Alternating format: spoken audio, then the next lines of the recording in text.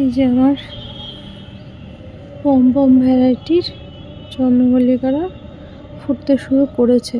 খুব একটা ছোট হবে না বোঝা যাচ্ছে, তবে এই যে যেটুকু কিনে এনেছিলাম, যে আশাতে এনেছিলাম যে পিঞ্চিং করে করে অনেকটা করব, কিন্তু সত্যি সেরকম করতে গেলে অগাস্ট মাস থেকেই লাগানো শুরু করতে হয় গাছ এবং পিঞ্চিং করা শুরু করতে হয়। এরকম পশ্চিমের বারান্দায় বারবারই একই কথা, এই রেকর্ড বাজতে বাজতে আপনাদেরও কান হয়তো ঝালাফালা।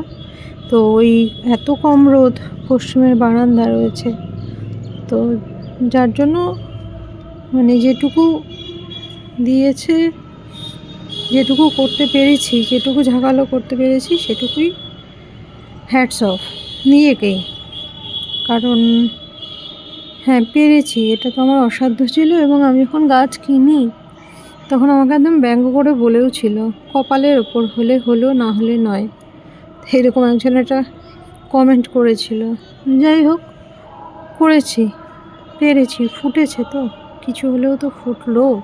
পশ্চিমের বারান্দায় আজকে এক ফালি রোদ এসেছে, হাওয়া আছে প্রচণ্ড, ঠান্ডা তো সব জায়গাতেই এবার খুবই বেশি, সে কথা বলে লাভ নেই।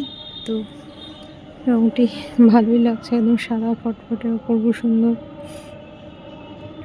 তো যেটা দেখানো বন্ধুরা, দেখুন এত হেলদি ন্যাস্ট্রেশিয়ামটা, এটা আমি একটি 2 লিটারের বটলে বসিয়েছি।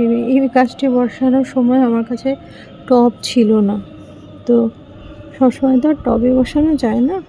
তো এটি একটু বাই কালার পাতাগুলো, কিন্তু দেখুন ফুল আসছে না।